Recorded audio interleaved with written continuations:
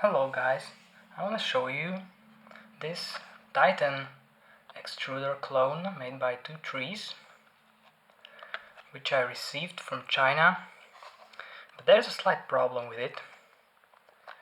I'll show you. This large cogwheel consists of two parts. There's the metal central part and the plastic large cog. And those parts are not concentric. That's a big problem because when this is assembled and you put the stepper motor in here, as this large cogwheel wants to rotate, it sometimes protrudes more into the cog on the stepper motor axle, and sometimes less, and so it binds in some positions.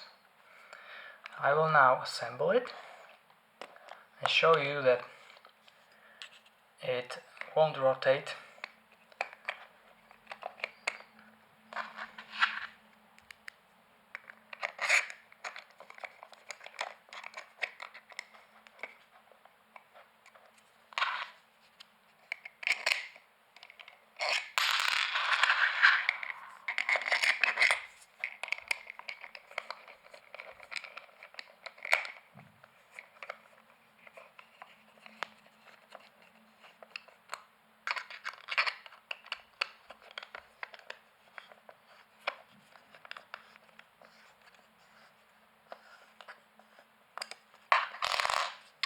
So this